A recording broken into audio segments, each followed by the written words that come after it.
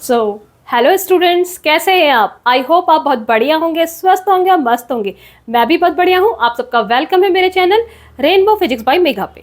तो स्टूडेंट, जैसा आपको पता है, क्लास 12 का पहला chapter electric charges and field चल रहा है और उसमें जो टॉपिक बचे हैं अभी आपके वो है इलेक्ट्रिक फ्लक्स और गॉस थ्योरम। तो बाकी टॉपिक हम कर चुके हैं, बहुत बढ़िया तरीके से कर चुके हैं। हर एक डेरिवेशन हमने बहुत अच्छे से अभी तक कर चुका है।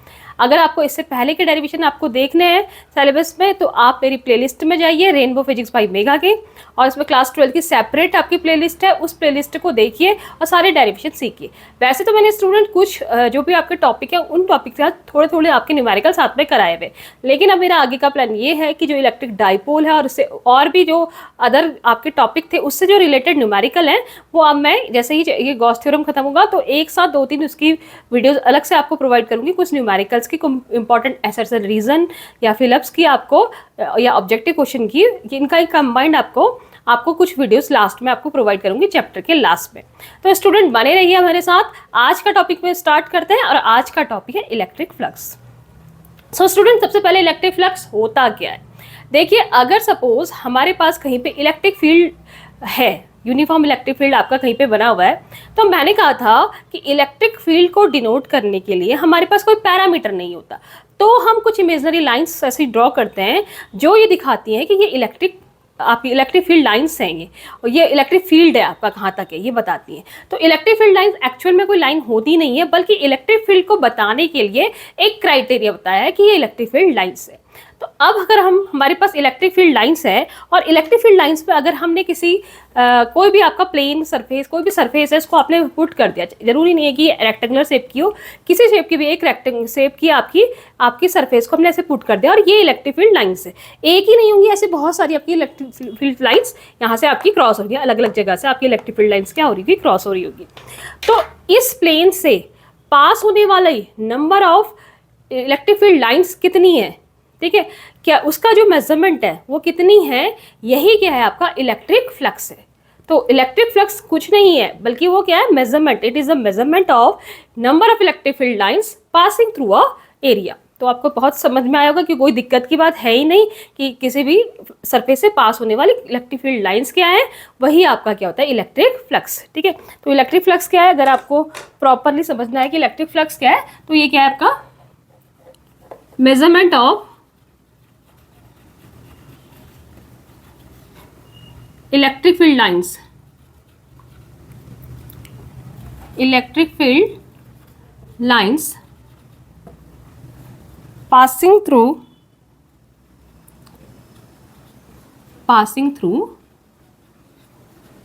an area। ठीक है, सिंपल वर्ड्स में। अब आपके पास ये एरिया है, ये एरिया है और ये इलेक्ट्रिक फील्ड लाइंस के परपेंडिकुलर रखा हुआ है, ये एरिया है, ये इलेक्ट्रिक फील्ड लाइंस है आपकी। तो हम देखेंगे कि electric field lines, electric field है, कितनी लाइंस इससे क्रॉस हो रही है, वही आपका इलेक्ट्रिक फ्लक्स होता है, जिसको हम फाई से डिनोट करते हैं। किससे डिनोट करते हैं? फाई से। PHI इसको प्रोनाउंसिएशन इसका क्या होता है, फाई। ठीक है, अब देखिए ये एरिया है, सपोज ये एरिया कितना आपका A। अब थोड़ा सा आप इसको समझने की कोशिश कीजिए। देखिए इलेक्ट्रिक फ्लक्स कितना होगा, ये किस किस बात पर डिपेंड करेगा, इलेक्ट्रिक फ्लक्स की वैल्यू जो है वो किस किस बात पर डिपेंड करेगी, हम उसको बताते हैं। देखिए मैंने कहा कि हम सरफेस लेते हैं, कोई सरफेस लेते हैं इलेक्ट्रिक फील्ड के पाथ के सामने, ठीक है, और उससे पास होने वाली इलेक्ट्रिक फील्ड लाइंस को हम कैलकुलेट करते हैं। अब देखिए जो हम सरफेस ले रहे हैं वो किसी भी शेप की हो सकती है, क्या है, हमने अभी रेक्टेंगुलर शेप लिया है। अभी सपोज ये शेप जो है रेक्टेंगुलर शेप, इतने से पास होने वाली मैं लाइन क्रॉस होने वाली लाइन को कैलकुलेट कर रही हूँ। अब मैं इतना बड़ा ना करके इसका आधे शेप की अगर मैं कोई प्लेन ले तो उससे पास होने वाली इलेक्ट्रिक फील्ड लाइंस क्या होंगी, थोड़ी कम होंगी। कहने का मतलब एरिया, और इतना बड़ा एरिया बना लूँ, अगर मैं बहुत बड़ा एरिया बना लूँ तो उससे पास होने वाली लाइंस भी क्या होंगी, ज़्यादा होगी। आपको समझ में आ रहा है ना कि एरिया जितना ज़्यादा हम बड़ा लेते जाएंगे उतनी ज़्यादा इलेक्ट्रिक फील्ड लाइंस से पास होंगी। इसका मतलब पहली बात, ये जो इलेक्ट्रिक फ्लक्स है फाई, ये डिपेंड करता है आपका एरिया पे, ठीक है, एरिया पे डिपेंड करता है। दूसरी बात देखिए, यहाँ से आ रही है इलेक्ट्रिक फील्ड लाइंस, ठीक है, और इलेक्ट्रिक फील्ड लाइंस क्या होती है, इलेक्ट्रिक फील्ड को डिनोट करती है। अब सपोज पहले इलेक्ट्रिक फील्ड की जो अमाउंट था वो 10 यूनिट था, 10 यूनिट का इलेक्ट्रिक फील्ड था। तो यहाँ से आपकी 10 लाइंस क्रॉस हो रही थी, सपोज दैट, सॉरी 10 नहीं 100 हो रही थी, सपोज दैट, इससे 100 आपकी इलेक्ट्रिक फील्ड लाइंस क्रॉस हो रही थी जब आपका इलेक्ट्रिक फील्ड 10 था। अब जैसे ही हम इलेक्ट्रिक फील्ड को बढ़ाएंगे, सपोज मैंने इलेक्ट्रिक फील्ड को 10 से 20 कर दिया, अब मैंने इलेक्ट्रिक फील्ड को 10 से 20 कर दिया, तो इलेक्ट्रिक फील्ड लाइंस क्या हो जाएंगी, डेंस हो जाएंगी, घनी हो जाएंगी। मैंने कहा था ना कि अगर डेंसर इलेक्ट्रिक फील्ड लाइंस होती है तो इसका मतलब इलेक्ट्रिक फील्ड इंक्रीज हो गया है। तो जैसे ही मैंने इलेक्ट्रिक फील्ड को 10 से 20 किया, ये जो नंबर ऑफ फील्ड लाइंस है इलेक्ट्रिक फील्ड लाइंस, वो ज़्यादा डेंस हो जाएंगी, घनी हो जाएंगी यहाँ से जाने वाली इलेक्ट्रिक फील्ड लाइन। तो जहाँ पहले 100 अगर लाइन यहाँ पे 100 की लाइन्स क्रॉस हो रही थी, हो सकता है कि अब वो 150 हो या 200 हो, तो उसका अमाउंट भी क्या होगा, बढ़ेगा। तो इसका मतलब जैसे जैसे आप इलेक्ट्रिक फील्ड को इंक्रीज करते हो, फ्लक्स फाई की वैल्यू भी क्या होगी, इंक्रीज होगी। तो फाई दूसरी चीज़ पे किस पे डिपेंड करता है, ई पे। ठीक हो गया। तीसरा मैं आपको बताती हूँ कि किस बात पर डिपेंड करता है, उसको देखते हैं। देखिए student, suppose electric field lines आपकी आ रही हैं, ठीक है, ऐसे मैंने आपको यहाँ पे इलेक्ट्रिक फील्ड लाइंस आ रही है और आपने प्लेन को ऐसे रखा हुआ है। अब आपने प्लेन को ऐसे रखा है, इलेक्ट्रिक फील्ड लाइंस ऐसे आ रही है, और सपोज मैंने आपसे कहा 10 इलेक्ट्रिक फील्ड लाइंस यहाँ इससे क्रॉस हो रही है, ठीक है। अब मैं इसको ऐसे ना रख, किसी एंगल पे रख दूँ, ठीक है, इस आप जो आपका ये एरिया है इसको किसी एंगल पे रखें, तो देखिए सारी इलेक्ट्रिक फील्ड लाइंस अब इससे क्रॉस नहीं होंगी। जो ऊपर वाली है वो ऐसे चली जाएंगी, जो नीचे वाली है वो ऐसे चली जाएंगी। ऐसे में आपकी इतनी इलेक्ट्रिक फील्ड लाइंस आ रही थी, आपकी यहाँ भी आ रही थी, इधर से भी आ रही थी, इधर से भी आ रही थी, ठीक है।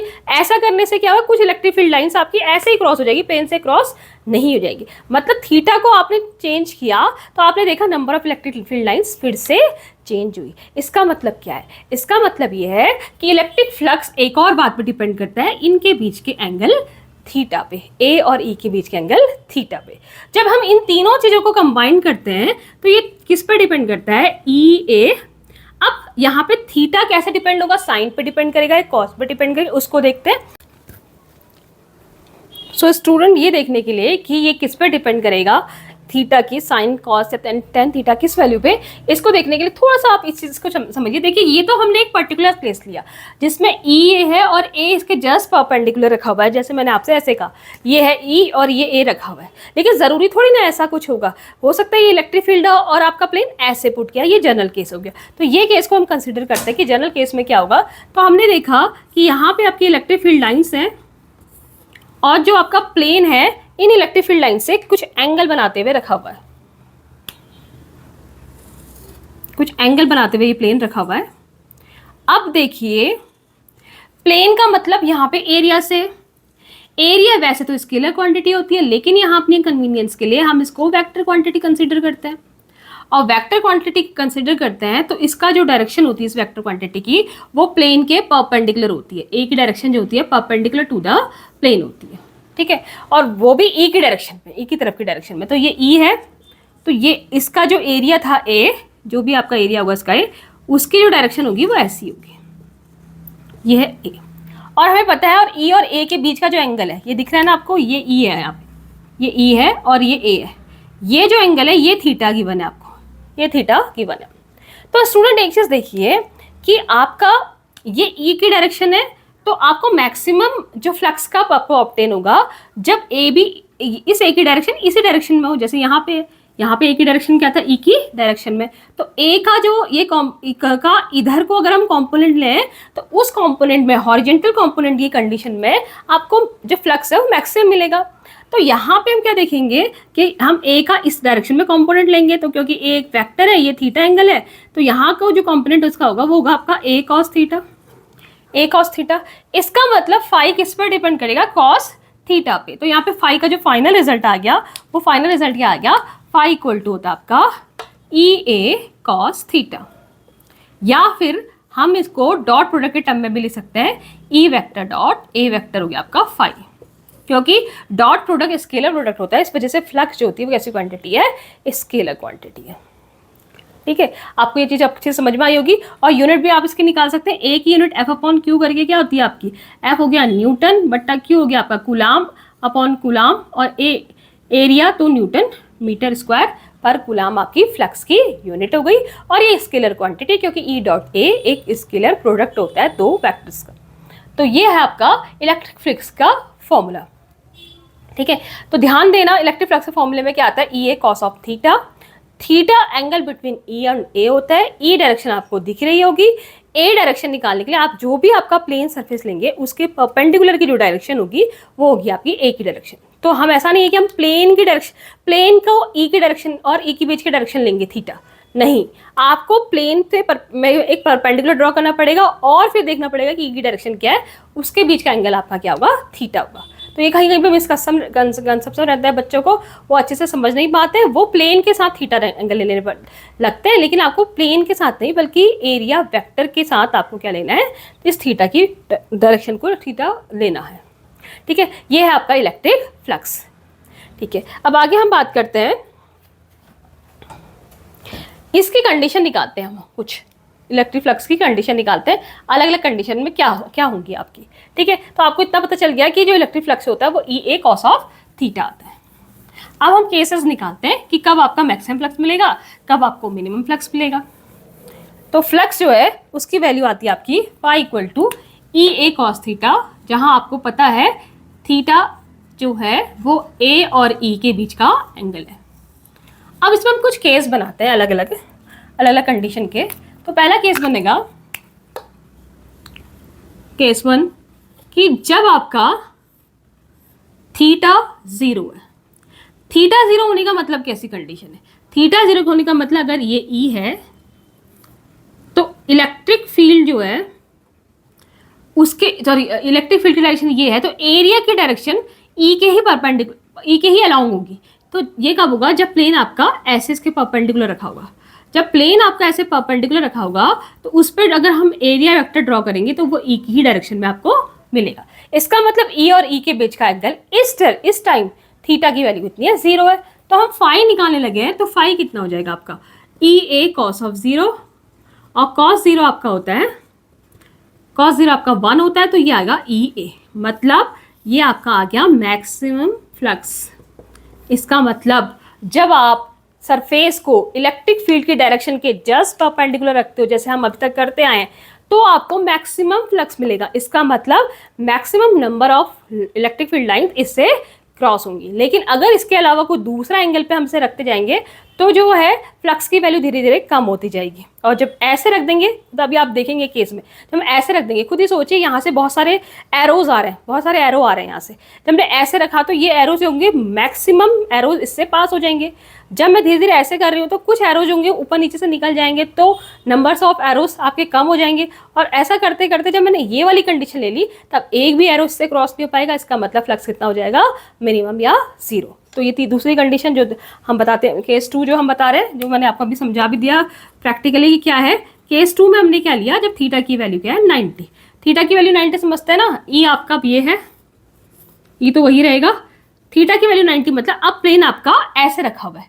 ठीक है, समझ में आ रहा है, जैसे मैंने अभी आपको दिखाया ये इलेक्ट्रिक फील्ड की डायरेक्शन है, तो आपने प्लेन को ऐसे रख दिया, ऐसे रख दिया अपने प्लेन को। तो इस वाली कंडीशन में प्लेन आपने ऐसे रख दिया, तो इसका जो इलेक्ट्रिक एरिया वेक्टर है ए वो ऐसे रहा, तो थीटा आपका 90 हो गया। थीटा 90 अगर यहाँ पे पुट करें तो फाई इक्वल टू हो गया आपका ई A cos 90, E A cos 90, तो फाई यहाँ से कितना आ गया, कॉस 90 0 होता है, तो फाई आपका 0 है। तो आपको 0 मिलेगा जब आपका फाई की वैल्यू क्या है 90 है, तो आपको क्या मिलेगी कंडीशन, 0 की कंडीशन, उस टाइम 0 मिलेगा आपको। ठीक है स्टूडेंट, अब आपका फ्लक्स थोड़ा क्लियर होगा कि इलेक्ट्रिक फ्लक्स क्या है। ठीक है, एक शॉर्ट में मैं और बता देती हूँ कि इससे रिलेटेड एक दो न्यूमेरिक हम साथ में कर रहे हैं। तो इलेक्ट्रिक फ्लक्स क्या है, अगर इलेक्ट्रिक फ्लक्स जो होता है, अगर electric field lines, electric field में अगर हम किसी एरिया को लें तो उस एरिया से पास होने वाला जो number of electric field lines जो होती है वही इलेक्ट्रिक फ्लक्स है। इलेक्ट्रिक फ्लक्स किस किस बात पर डिपेंड करता है, वो इलेक्ट्रिक फील्ड इंटेंसिटी पर डिपेंड करता है, एरिया पर डिपेंड करता है और बीच के एंगल पर डिपेंड करता है। इसका complete formula phi equal to A cos theta या ई डॉट ए।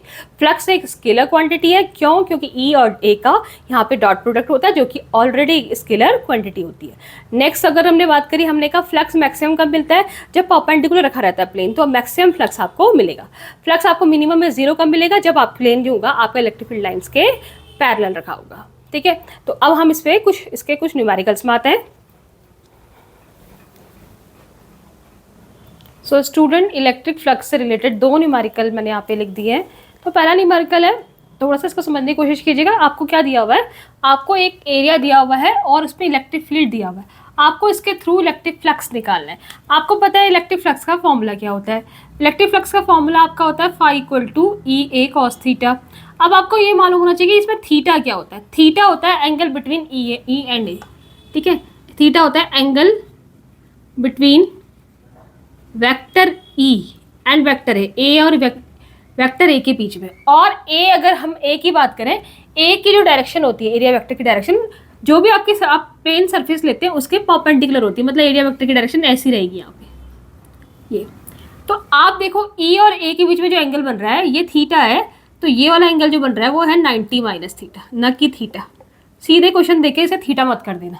तो यहाँ पे जो फाई आएगा वो कितना आएगा आपका, ई ए कॉस 90 माइनस थीटा, और कॉस 90 माइनस थीटा आपका आता है साइन थीटा, तो ये आएगा ई ए साइन थीटा। ये आ गया आपका आंसर। सीधे देख के आपने ये थीटा एंगल दिया है और इसे ये कॉस थीटा करना है, ऐसा नहीं करना है, ये बहुत बड़ी ब्लंट मिस्टेक हो जाएगी। ठीक है, नेक्स्ट क्वेश्चन देखिए स्टूडेंट। नेक्स्ट क्वेश्चन में क्या दिया हुआ आपको इलेक्ट्रिक फील्ड दी हुई है यूनिफॉर्म, और इसकी वैल्यू दी है आपकी, क्योंकि वो क्यों वेक्टर क्वांटिटी होती है तो वेक्टर फॉर्म में दी है 3i cap plus 2j cap plus k cap. देखिए वेक्टर एनालिसिस आपने 11th में बहुत अच्छे से पढ़ा है। नेक्स्ट आपको निकालना है इलेक्ट्रिक फ्लक्स की वैल्यू निकालनी है, और आपसे कहा गया है कि एक एरिया जो दिया है वो 20 यूनिट का दिया है, लेकिन उसकी डायरेक्शन बताइए एक्स वाई प्लेन में रखा हुआ है वो एरिया। आप खुद ही सोचिए, एक्स वाई प्लेन में रखा हुआ है, जैसे ये है आपका, ये एक्स एक्सिस हो गई, ये वाई एक्सिस है, ये जेड एक्सिस है।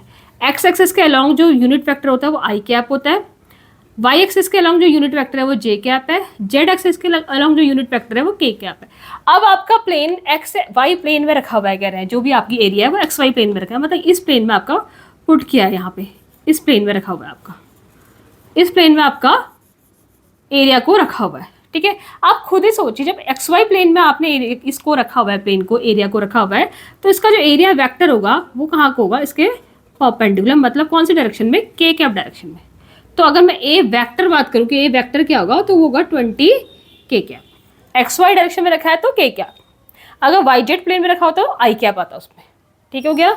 तो अब हमें फाई निकालना है, तो सीधे डॉट प्रोडक्ट यूज करते हैं। फाई इक्वल टू होता है आपका E vector dot A vector. तो ई है आपका 3i cap plus 2j cap plus k cap dot A vector आपका 20k कैप। ठीक है, आई कैप के साथ कुछ नहीं है तो वो 0 हो गया, जे कैप के साथ भी कुछ नहीं है यहाँ पे डॉट करने के लिए, तो वो 0 हो गया, 0 कुछ नहीं बता 0। के कैप के साथ क्या है, 20 है, तो 20 इसका और इसका 1, ये बना दिया आपका 20। ठीक है, ये डॉट प्रोडक्ट हम बहुत अच्छे से सीख चुके हैं, तो 20 यूनिट आ गया। या हम क्या लिख सकते हैं, फाई की यूनिट होती क्या, मैंने आपको बताया था ना, क्या होती है, ई ए, मतलब न्यूटन पर कूलम मीटर स्क्वायर। ये आपका आंसर आ गया सेकंड वाले क्वेश्चन का। ठीक है,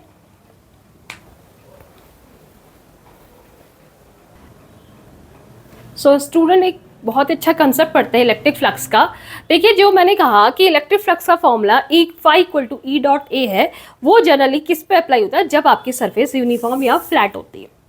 इसका रीज़न क्या है कि फ्लैट सरफेस के लिए अगर मैं कोई भी छोटा सा कोई एरिया लूँ तो उसकी डायरेक्शन की एरिया की यही रहेगी। अगर इलेक्ट्रिक फील्ड उधर है तो उधर रहेगी, इलेक्ट्रिक फील्ड इधर है तो ये रहेगी, इधर भी रहे तो यही रहेगी, इधर भी रहे तो यही रहेगी। तो सारे के सारे जो है छोटे छोटे अगर एलिमेंट्री एरिया भी देखें, उन सब की डायरेक्शन जो है वो सेम रहती है। तो मैं अलग से करने की जरूरत नहीं हो, हम पूरे होल का ही क्या निकाल लेते हैं, इलेक्ट्रिक फ्लक्स निकाल लेते हैं। लेकिन अगर आपके पास कोई कर्व्ड सरफेस है, जैसे मैंने यहाँ पे एक हेमिस्फीयर लिया है, अगर मुझे इसके थ्रू निकलने वाले, अगर मैं यहाँ पे से क्या हो इलेक्ट्रिक फील्ड यहाँ पे रखूँ इसे इलेक्ट्रिक फील्ड में, तो मैं कहूँगी इससे निकलने वाले अगर फ्लक्स के को मुझे कैलकुलेट करना है, उस केस में देखिए हर एक, अगर मैं, क्योंकि ये सरफेस यूनिफॉर्म नहीं है, यूनिफॉर्म नहीं कर्व्ड है, कहीं पे आपका ये शेप है, कभी ये शेप है, कहीं पे थोड़ा सा फ्लैट है, फिर यहाँ पे कर्व्ड शेप है, तो यूनिफॉर्म नहीं है। तो अगर अलग अलग एक पॉइंट में यहाँ पे देखो छोटा सा, अगर मैं कोई एरिया एलिमेंट देखूँ तो उसकी डायरेक्शन ये होगी, यहाँ देखूँ तो इसकी डायरेक्शन ये होगी, यहाँ देखूँ तो डायरेक्शन ये होगी, क्योंकि डायरेक्शन हमेशा रेडियली आउटवर्ड होती है एरिया की। ठीक है, यहाँ देखूँ तो आपकी डायरेक्शन ये होगी। हर जगह डी की डायरेक्शन अलग अलग है, एरिया एलिमेंट की डायरेक्शन अलग अलग है। तो यहाँ हम directly formula E co dot A नहीं निकाल सकते, बल्कि इन सबको अलग अलग निकाल के इसके लिए अलग फ्लक्स निकालेंगे, इसके लिए अलग, इसके लिए अलग, और सबको ऐड करेंगे। इसका मतलब ऐड करने का मतलब यहाँ पे इंटीग्रेशन से होता है। इसका मतलब हम इंटीग्रेशन करेंगे d phi equal to integration E dot T A. ये गॉस थ्योरम में आपका काम आएगा, अभी इसका बहुत ज़्यादा यूज़ नहीं है। एक छोटा सा क्वेश्चन करते हैं। यहाँ पे आपको दिया हुआ है ऐसा एक हेमिस्फीयर,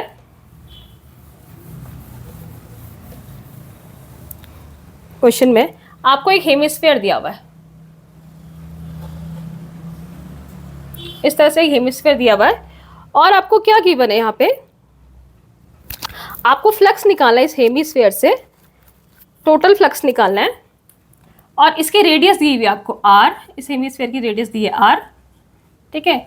और इलेक्ट्रिक फील्ड जो दिया है वो E दिया है, खाली क्वेश्चन की तरह इसे कर लेते हैं। वैसे आपका इस डिजिट में भी आ सकते हैं, इसमें न्यूमेरिकल वैल्यू भी आपको दे सकते हैं। इलेक्ट्रिक फील्ड दिया हुआ आपको E, ऐसा ये आपका E वर्क कर रहा है इलेक्ट्रिक फील्ड, और ये आपका r रेडियस का हेमिस्फीयर है। आपसे यहाँ पे पूछा है कि आप इसमें नेट इलेक्ट्रिक फील्ड निकालिए। फाइंड इलेक्ट्रिक फील्ड नहीं मतलब फ्लक्स, फाइंड इलेक्ट्रिक फ्लक्स, ठीक है। अब देखिए आपको लगेगा कि यहाँ पे कर्व्ड सरफेस है, तो हमें कर्व्ड सरफेस का यहाँ पे क्या निकालना पड़ेगा, इंटीग्रेशन करना पड़ेगा। लेकिन यह क्वेश्चन थोड़ा सा अलग हो जाता है। देखिए इस शेप की अगर कोई बॉडी है, आपकी हेमिस्फीयर कोई बॉडी है, तो जो इलेक्ट्रिक फील्ड लाइन इधर से आ रही है, तो वो इलेक्ट्रिक फील्ड उतनी ही जाती है जितना कि ये आपका सर्कुलर पार्ट है, उतने ही सर्कुलर पार्ट में ही आपकी का ही प्रोजेक्शन आपको वहाँ पे मिलता है इलेक्ट्रिक फील्ड लाइंस का। कहने का मतलब क्या है कि जैसे यहाँ पे हमने बनाया, तो यहाँ पे हम क्या देखेंगे, जो ये वाला पार्ट है, हमें कर्व्ड पार्ट से मतलब नहीं है, जो इलेक्ट्रिक फील्ड लाइंस है, अगर मैं इसको और डेंस करूँ इलेक्ट्रिक फील्ड लाइंस को, ये आपका कर्व्ड सरफेस है, सॉरी ये आपका हेमिस्फीयर है, ये इसकी सर्कुलर वाला पार्ट है, ये इसका कर्व्ड वाला पार्ट है। तो अगर मैं इलेक्ट्रिक फील्ड लाइंस को गौर से देखूँ, ये इलेक्ट्रिक फील्ड लाइंस है, तो मैं यहाँ पे देखूंगी जो इलेक्ट्रिक फील्ड लाइंस है उसका कर्व्ड वाले हिस्से से कोई मतलब नहीं, बल्कि वो इतनी ही पास हो रही है जितना कि ये एरिया है, ये वाला एरिया, ये वाला एरिया है, ठीक है। इसी एरिया से, जिसको हम प्रोजेक्टेड एरिया कहते हैं, मतलब अगर मैं यहाँ से लाइट डालूं तो यहाँ पे जिसकी छाया मिलेगी वो मुझे एक सर्कुलर शेप की मिलेगी छाया। तो जो प्रोजेक्टेड एरिया है वो एरिया कितना है यहाँ पे, ये है, क्योंकि रेडियस r है और एक सर्कुलर शेप का बना रहा है, तो एरिया कितना हो गया आपका पाई r square. Electric field E है, तो जो आपका फॉर्मूला हो जाएगा, और इलेक्ट्रिक फील्ड A, और जो A है, A इसका डायरेक्शन है, A वेक्टर इसके एरिया की डायरेक्शन है, वो क्या आपकी परपेंडिकुलर वो भी धरी है, तो थीटा की वैल्यू कितनी हो गई, थीटा इक्वल टू हो गया आपका 0, ठीक है। तो फाई इक्वल टू हो जाएगा आपका EA कॉस ऑफ 0, तो फाई इक्वल टू E तो E ही है यूनिफॉर्म, A निकला आपका पाई r स्क्वायर, और cos 0 आपका हो गया 1, तो फाई की वैल्यू E पाई r स्क्वायर आ गई। तो चाहे ये यहाँ पे क्या है, कर्व्ड सरफेस वाला ही एग्जाम्पल है, लेकिन यहाँ पे प्रोजेक्शन कुछ इस तरह से हो रहा है इलेक्ट्रिक फील्ड लाइंस का, कि टोटल प्रोजेक्टेड जो आपकी इलेक्ट्रिक फील्ड लाइंस या फ्लक्स है वो उतना ही हो रहा है जितना इसी एरिया को वो प्रभावित कर रहा है, इसी एरिया को अफेक्टेड कर रहा है। इस वजह से एरिया यहाँ पे पाई r स्क्वायर लेंगे। बहुत इंपॉर्टेंट क्वेश्चन, कंफ्यूजन हो जाता है कभी कभी, हमको लगता है यहाँ पे से हमें अलग अलग इलेक्ट्रिक फ्लक्स निकालना पड़ेगा। तो लेकिन अगर कहीं पे अगर इस तरह का चीज़ आ गई कि आपको कर्व्ड सरफेस एरिया से निकालना है, कर्व्ड सरफेस एरिया से, स्पेशली जब आपकी इलेक्ट्रिक फील्ड लाइंस वैसे ही हो, कर्व्ड सरफेस एरिया की डायरेक्शन में हो, तो उस समय आप क्या करेंगे, तब आप इंटीग्रेशन से करेंगे इस क्वेश्चन को, ठीक है। आई होप आपको इतना समझ में आया होगा। आगे देखते हैं। सो स्टूडेंट, हम ये देखने जा रहे हैं कि अगर हमें एक क्लोज्ड सरफेस दी गई है, जैसे कि क्यूब या क्यूबॉइड या कोई स्फेरिकल बॉडी, कोई सिलेंड्रिकल बॉडी, तो उस कंडीशन में आपका जो नेट इलेक्ट्रिक फ्लक्स है वो कितना आता है, ठीक है। इसके लिए एक बात समझिए कि किसी भी क्लोज्ड सरफेस में जो एरिया वेक्टर की डायरेक्शन होगी वो हमेशा आउटवर्ड होगी, कभी इनवर्ड नहीं होगी। वहाँ पे हम ई की डायरेक्शन नहीं देंगे। देखिए मैंने क्या कहा था कि अगर आपके पास कोई एरिया है और इसका एरिया आपको डायरेक्शन चाहिए, तो हमेशा परपेंडिकुलर होगी, लेकिन ये डायरेक्शन ऐसी भी हो सकती है और ऐसी भी हो सकती है। ई की डायरेक्शन वो डिपेंड करेगा कि ई किधर है, इधर ई है, तो यहाँ तो हम ई को देख के डिसाइड करते हैं। लेकिन ये तो सिर्फ एक प्लेन सरफेस के लिए, लेकिन अगर यही सरफेस प्लेन ना होकर अगर आपकी कोई क्लोज सरफेस, जैसे हम क्यूबॉइड ले लें, क्यूब ले लें, कोई स्फेयर ले लें, उस केस पे अगर हमें ए की डायरेक्शन देखनी है तो वो हमेशा क्या होगी, आउटवर्ड डायरेक्शन ही होगी। ए हमेशा बाहर की ओर ही होगा, चाहे ई ऐसे क्यों ना हो, तो हमेशा ए क्या होगा, ए की डायरेक्शन जो होगी वो बाहर ही होगी, कभी ए इनवर्ड डायरेक्शन में नहीं होगा। तो ये बात अगर आपको समझ में आती है तो आप नेट इलेक्ट्रिक फ्लक्स निकाल सकते हैं किसी भी क्लोज्ड सरफेस से। तो इसको देखते हैं। तो जैसे यहाँ पे हमने एक क्लोज सरफेस ली और वो क्लोज सरफेस है क्यूब, जैसे मैंने एक का क्लोज सरफेस लेके एक क्यूब, और ये क्यूब जो है ये इलेक्ट्रिक फील्ड की डायरेक्शन में रखा हुआ है, ऐसे ये इलेक्ट्रिक फील्ड की डायरेक्शन है, ठीक है। अब देखते हैं कि यहाँ पे एरिया की डायरेक्शन क्या क्या रहेगी, ठीक है। यहाँ अगर इस वाली सरफेस के लिए देखें तो एरिया आपका ये रहेगा, इस वाली सरफेस के लिए देखेंगे तो एरिया ये रहेगा, आउटवर्ड डायरेक्शन। परपेंडिकुलर तो रहनी है, आउटवर्ड भी रहेगी। इसके लिए देखेंगे तो एरिया यहाँ है, ऊपर वाले के लिए देखेंगे तो एरिया ये है, वैसे पीछे वाले के लिए देखेंगे तो परपेंडिकुलर ए ऐसा आएगा, और आगे वाले के लिए देखेंगे तो एरिया आपका ऐसा आएगा। ठीक है, आपको निकालना है नेट इलेक्ट्रिक फ्लक्स। तो हम अलग अलग के लिए बात कर सकते हैं। देखिए ए एरिया है, ई इलेक्ट्रिक फील्ड है। थीटा की बात करें तो इलेक्ट्रिक फील्ड की डायरेक्शन देखो यहाँ है, तो इस वाले केस के लिए, ये वाली सरफेस के लिए, जो फ्रंट वाली सरफेस है, ये वाली सरफेस है फ्रंट वाली सरफेस, इसके लिए थीटा की वैल्यू आ रही है आपकी 180, क्योंकि ई ऐसे जा रहा है, ए ऐसे आ रहा है, तो 180। इसके सामने वाली इधर पे आओ, ई हमेशा यही रहेगी या डायरेक्शन, ई नहीं चेंज होगी, तो ई यहाँ पे ऐसा है, ई और ए सेम डायरेक्शन में, तो यहाँ पे थीटा कितना आ रहा है 0। हमने कुछ ऐसा कर लिया, हमने दो सरफेसेस की बात कर ली, जैसे ये क्यूब है, हमने इसकी दो सरफेसेस की बात कर ली।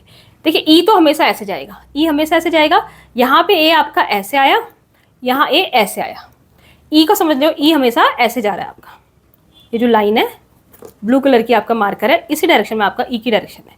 अब यहाँ पे हम देख रहे हैं, यहाँ पे ए ऐसे आ रहा है मेरी तरफ को, ठीक है, तो इसका मतलब यहाँ पे दोनों के बीच का एंगल जो है 180 हो गया। यहाँ पे बाहर को आउटवर्ड ऐसे आ रहा है, तो दोनों के बीच का एंगल कितना हो गया 0 हो गया। ठीक है, ये दोनों ठीक हो गया।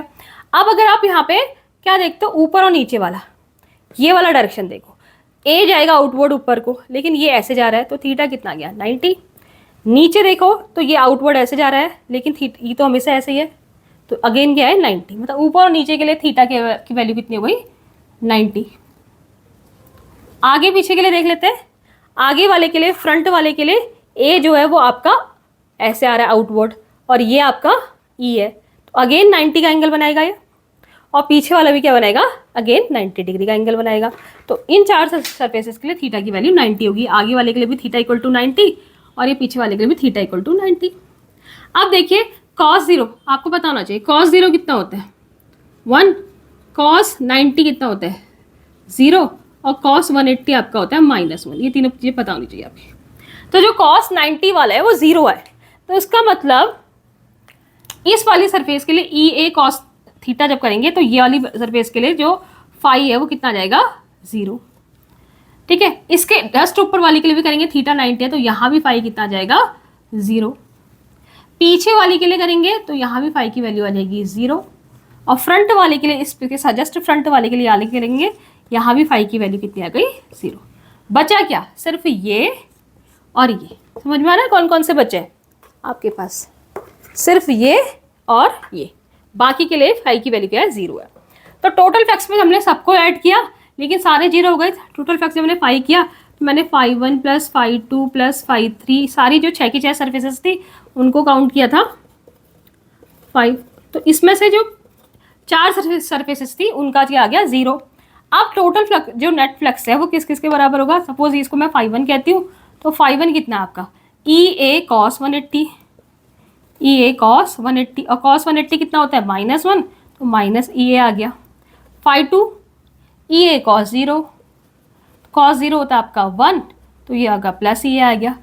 फाई निकाला तो फाई नेट, ये है phi net, phi net minus E A plus E A, इसका मतलब कितना आ गया 0। Net flux through a close surface is 0। इसको आप as a statement, as a formula, as a reminder एक याद कर लीजिएगा कि net flux through a close surface is 0। ठीक है, इसको हम दूसरी लैंग्वेज में भी कह सकते हैं, नेट फ्लक्स अगर किसी कोई सरफेस आपकी क्लोज सरफेस कुछ भी हो सकती है, क्यूबॉइड, स्फीयर, जो भी है, अगर जितना आपका फ्लक्स इसमें एंटर कर रहा है उतना फ्लक्स एग्जिट करेगा। अगर जैसे 4 लाइन से यहाँ बनाई है, 4 लाइन एग्जिट भी कर रही है, तो हम कहेंगे कि जो टोटल नेट फ्लक्स है वो कितना होगा 0। अगर टोटल जो एंटरिंग फ्लक्स है वो एग्जिट करने वाले फ्लक्स के इक्वल हो जाएगा, तो इसका मतलब क्या है, नेट फ्लक्स कितना हो गया 0 हो गया। समझ में आ रहा है ना आपका। हो सकता है कि एंटर करने वाला और आपका एग्जिट करने वाले की डायरेक्शन अलग अलग दे रखी हो ना, तो हम टोटल काउंट करेंगे। ठीक है, हम टोटल काउंट करेंगे और देखेंगे कि क्या टोटल नेट जितना एंटर कर रहा है उतना एग्जिट कर रहा है, तब तो नेट फ्लक्स कितना होगा 0। देखिए कभी कभी क्या है, अगर ये जो क्लोज सरफेस ली, जैसे हमने क्यूब ले लिया, हमने स्क्वायर ले लिया, इसके अंदर अगर कोई चार्ज है, नेट चार्ज पॉजिटिव या नेगेटिव, उस केस पे क्या होगा, जितना एंटर कर रही है लाइन उतनी एग्जिट नहीं करेंगी, ठीक है। हो सकता है उससे ज़्यादा करें, अगर आपने पॉजिटिव चार्ज लिया तो पॉजिटिव चार्ज तो क्या होता है, इलेक्ट्रिक फील्ड लाइंस को देता है। उस केस में जितना एंटर कर रही है लाइन उससे ज़्यादा एग्जिट कर रही होंगी, तब नेट फ्लक्स जीरो नहीं होगा, ठीक है। और दूसरा केस, अगर नेगेटिव चार्ज है तो नेगेटिव चार्ज तो कहता है इलेक्ट्रिक फील्ड लाइंस को लेता है, तो जितना एंटर कर रही है लाइन उससे कम लाइट बाहर निकलेगी, इलेक्ट्रिक फ्लक्स बाहर निकलेगा, ठीक है। तो उस केस में आपका इलेक्ट्रिक फ्लक्स जीरो नहीं होगा, जब आपका क्लोज सरफेस के अंदर कोई चार्ज या नेट चार्ज आपका कुछ ना कुछ हो। लेकिन अगर क्लोज सरफेस के अंदर नेट चार्ज जीरो है, तो उस केस में तो यही होगा कि उससे उसका जो नेट फ्लक्स है वो जीरो होगा। समझ में आ रहा है ना। अगर कोई हम क्लोज सरफेस लें और ऐसी क्लोज सरफेस लें जिसके अंदर कोई भी चार्ज नहीं है या नेट चार्ज जिसके अंदर जीरो है, तो उसका जो नेट इलेक्ट्रिक फ्लक्स होता है वो हमेशा कितना होता है, जीरो। अब ये सरफेस ज़रूरी नहीं है कि वो क्यूब ही हो सकता है कि वो सरफेस आपकी स्फेरिकल शेप की हो सकता है कि वो तुम्हारी सिलेंड्रिकल शेप की हो, ठीक है। तो किसी भी शेप की हो, लेकिन वो क्लोज्ड होगी, तो उससे पास होने वाला या उसके पास होने वाला जो नेट इलेक्ट्रिक फ्लक्स होगा वो क्या होगा, आपका जीरो होगा। तो स्टूडेंट, आपको इलेक्ट्रिक फ्लक्स का कंसेप्ट बहुत अच्छे से समझ में आया होगा। अब जब आपको इलेक्ट्रिक फ्लक्स का कंसेप्ट समझ में आ गया, तो हम इसके जस्ट बात पढ़ेंगे गॉस थ्योरम और उसके एप्लीकेशन। जो अगर आपको इलेक्ट्रिक फ्लक्स अच्छे से समझ में नहीं आएगा तो आपको गॉस थ्योरम में प्रॉब्लम होगी। तो इस वीडियो को एक बार ध्यान से देखिए, प्रॉपर नोट्स बनाइए इसके, और चैनल वीडियो अच्छा लगता है तो सब्सक्राइब करिए और लाइक कीजिए, कुछ लोगों को शेयर भी कीजिए। Thanks for watching. इसी तरह से देखते रहिए। Have a nice day.